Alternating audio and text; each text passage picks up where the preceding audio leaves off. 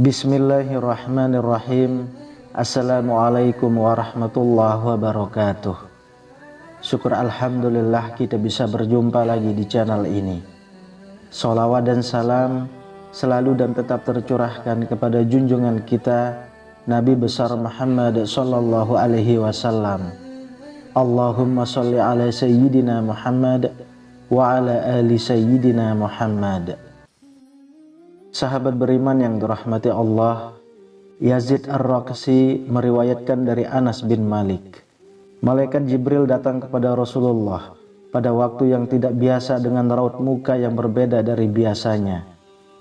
Rasulullah bertanya, "Wahai Jibril, kenapa aku melihat raut mukamu berbeda?"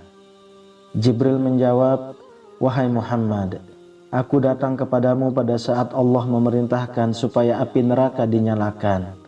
Tidak pantas jika orang yang mengetahui bahwa neraka, siksa kubur, dan siksa Allah itu sangat dahsyat untuk bersenang-senang sebelum dirinya merasa aman dari ancaman itu."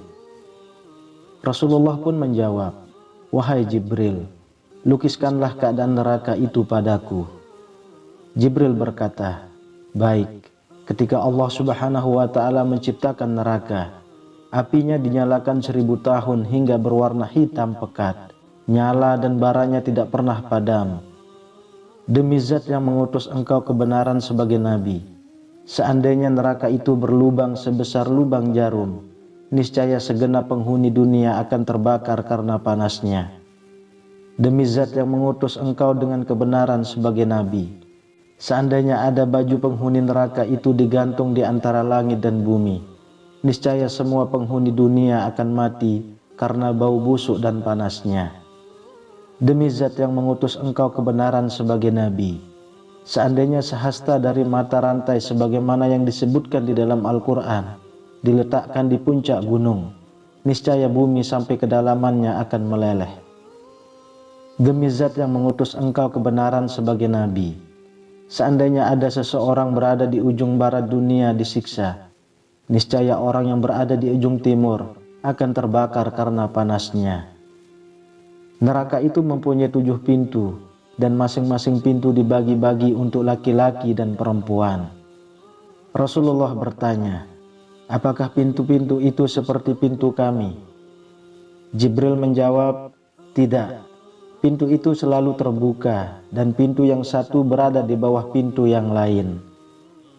Jarak pintu yang satu dengan pintu yang lain sejauh perjalanan 70 tahun. Pintu yang di bawahnya lebih panas 70 kali lipat dari pintu yang di atasnya. Musuh-musuh Allah diseret ke sana, dan jika mereka sampai di pintu itu, malaikat Zabaniyah menyambut mereka dengan membawa rantai dan belenggu. Rantai itu dimasukkan ke dalam mulutnya dan keluar dari duburnya. Sedangkan tangan kirinya dibelenggu dengan lehernya, dan tangan kanannya dimasukkan ke dalam dada hingga tembus ke bahu. Setiap orang yang durhaka itu dirantai bersama setan dalam belenggu yang sama. Lantas diseret wajahnya tersungkur dan dipukul oleh malaikat dengan palu. Setiap kali mereka hendak keluar dari neraka lantaran kesengsaraan mereka, niscaya mereka dikembalikan ke dalam neraka." Rasulullah bertanya, "Siapakah penghuni masing-masing pintu itu?" Jibril menjawab, "Pintu yang paling bawah namanya Hawiyah. Pintu neraka Hawiyah ini adalah pintu neraka yang paling bawah, yaitu dasar yang merupakan neraka yang paling mengerikan. Pintu neraka ini ditempati oleh orang-orang munafik, orang kafir, termasuk juga keluarga Fir'aun dalam neraka Hawiyah. Hal ini sebagaimana arti dalam firman Allah, maka tempat kembalinya adalah neraka Hawiyah." Quran Surat Al-Qari'ah ayat 9. Pintu kedua namanya Jahim, yakni pintu neraka tingkatan ke-6. Tingkatan neraka ini di atasnya neraka Hawiyah.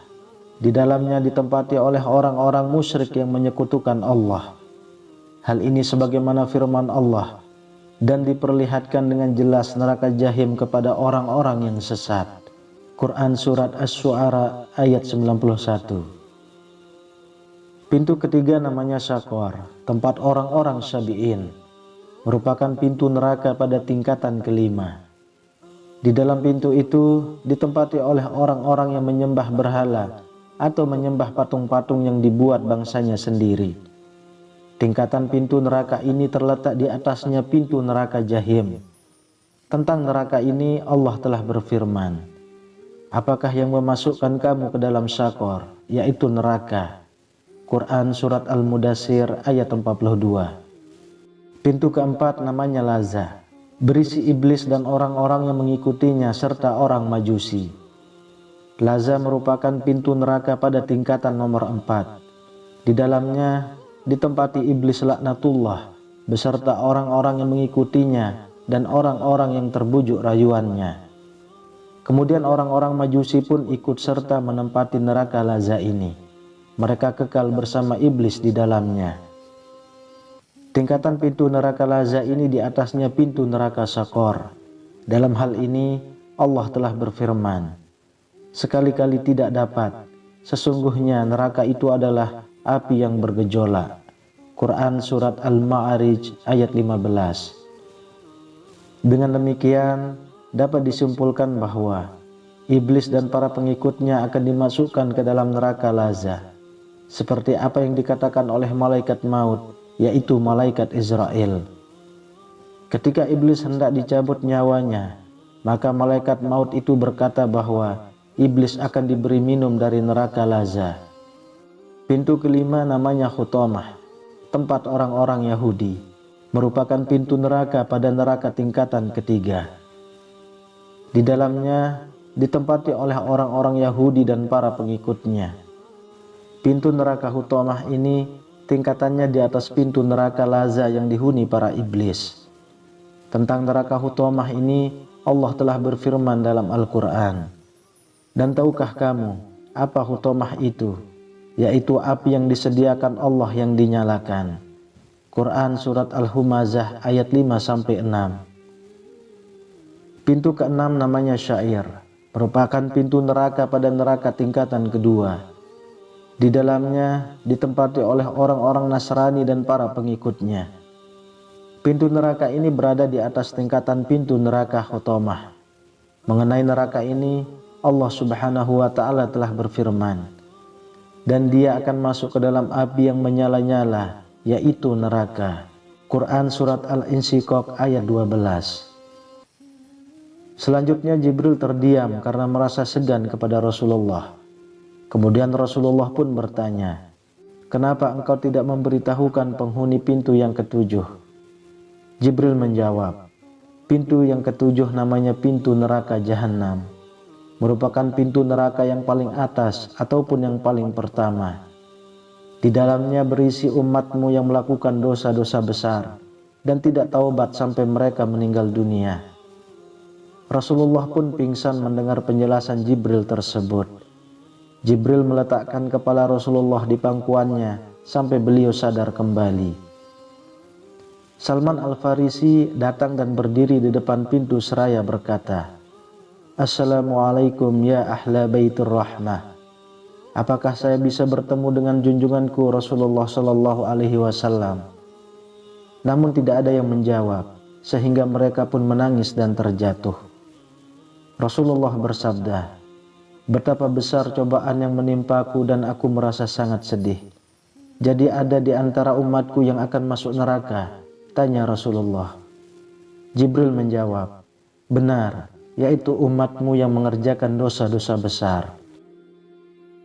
Kemudian Rasulullah Shallallahu Alaihi Wasallam pun menangis dan Jibril juga ikut menangis. Rasulullah Shallallahu Alaihi Wasallam lantas masuk ke rumahnya dan menyendiri. Beliau hanya keluar rumah jika hendak mengerjakan sholat dan tidak berbicara dengan siapa. Dalam sholat, beliau menangis dan sangat merendahkan diri kepada Allah Subhanahu wa Ta'ala. Pada hari yang ketiga, Abu Bakar radhiyallahu anhu datang ke rumah beliau dan mengucapkan salam. Assalamualaikum ya ahla baitur rahmah. Apakah saya bisa bertemu dengan Rasulullah Sallallahu Alaihi Wasallam? Namun tidak ada seorang pun yang menjawabnya, sehingga Abu Bakar menangis terseduh-seduh. Umar radhiyallahu anhu datang dan berdiri di depan pintu seraya berkata, Assalamualaikum ya ahla baitur rahmah. apakah saya bisa bertemu dengan Rasulullah Shallallahu Alaihi Wasallam? Namun tidak ada seorang pun yang menjawabnya, sehingga Umar lantas menangis terseduh-seduh. Kemudian Salman bangkit dan mendatangi rumah Fatimah. Sambil berdiri di depan pintu ia berkata, "Assalamualaikum wahai putri Rasulullah." Sementara Ali radhiyallahu anhu sedang tidak ada di rumah. Salman lantas berkata, "Wahai putri Rasulullah, dalam beberapa hari ini Rasulullah suka menyendiri. Beliau tidak keluar rumah kecuali untuk sholat dan tidak pernah berkata-kata, serta tidak mengizinkan seseorang untuk masuk ke rumah beliau." Fatimah lantas pergi ke rumah ayahnya.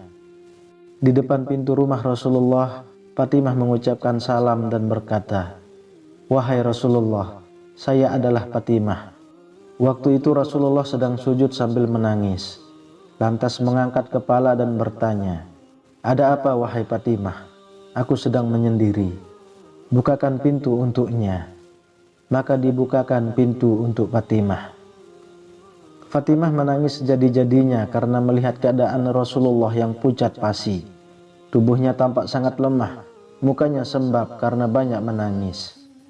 Fatimah bertanya, "Wahai Rasulullah, apakah yang sedang menimpa dirimu wahai ayahku?" Beliau bersabda, "Wahai Fatimah, Jibril datang kepadaku dan melukiskan keadaan neraka. Dia memberitahu kepadaku bahwa pintu yang teratas diperuntukkan bagi umatku yang mengerjakan dosa besar. Itulah yang menyebabkan aku menangis dan sangat sedih." Fatimah bertanya, "Wahai Rasulullah, bagaimana mereka masuk ke neraka itu?" Beliau bersabda, "Mereka digiring ke neraka oleh malaikat. Wajah mereka tidak hitam, mata mereka tidak biru, mulut mereka tidak disumbat, dan mereka tidak dibelenggu ataupun dirantai." Fatimah bertanya lagi, "Wahai Rasulullah, bagaimana saat mereka digiring ke neraka oleh malaikat?"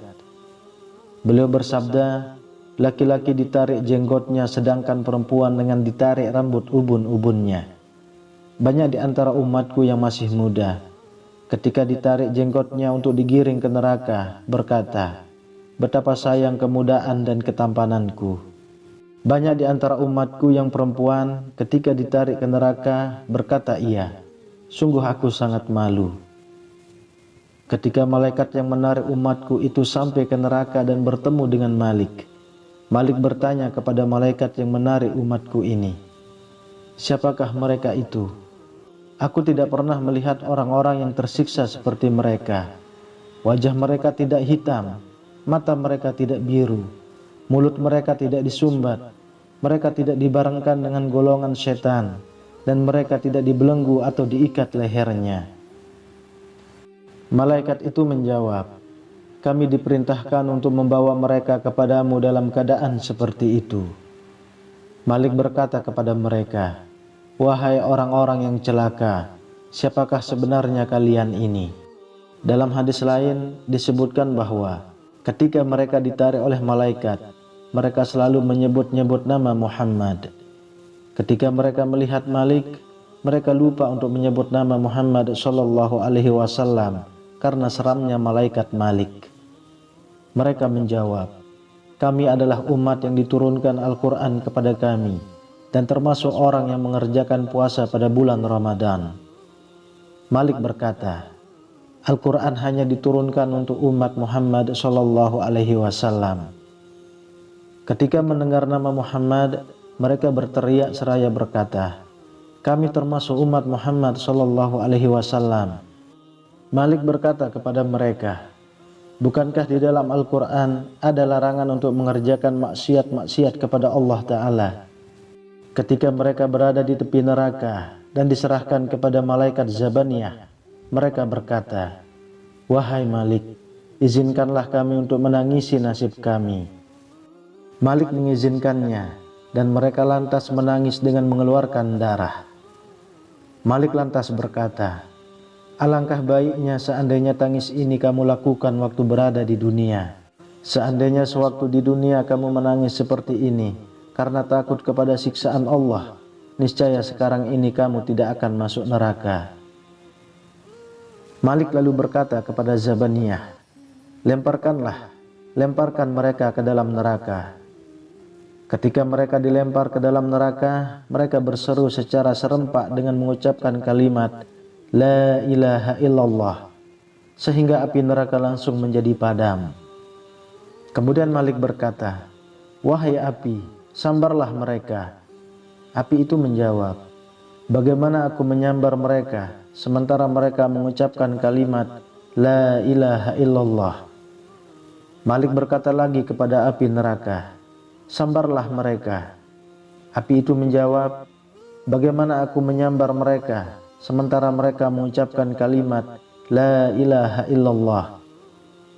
Malik berkata, "Benar, namun begitulah perintah Allah Arsy." Kemudian api itu pun menyambar mereka.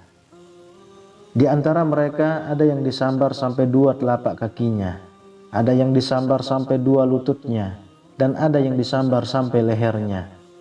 Ketika api itu menyambar muka, Malik berkata, "Jangan membakar muka mereka, karena dalam waktu yang cukup lama mereka bersujud kepada Zat yang Maha Kuasa." Dalam Al-Quran, Allah telah mensifati neraka Jahannam. Sesungguhnya, neraka itu melontarkan bunga api sebesar dan setinggi gunung. Quran Surat Al-Mursilat ayat 32. Dan sesungguhnya, Jahanam itu benar-benar tempat yang telah diancamkan kepada mereka, yaitu pengikut-pengikut setan semuanya. Quran Surat Al-Hijr ayat 43. Dari hadis Qudsi, "Bagaimana kamu bisa melakukan maksiat sedangkan kamu tak dapat bertahan dengan panasnya terik matahariku? Tahukah kamu bahwa neraka Jahanamku itu mempunyai 7 tingkat. Setiap tingkat mempunyai 70.000 daerah. Setiap daerah mempunyai 70.000 kampung. Setiap kampung mempunyai 70.000 rumah.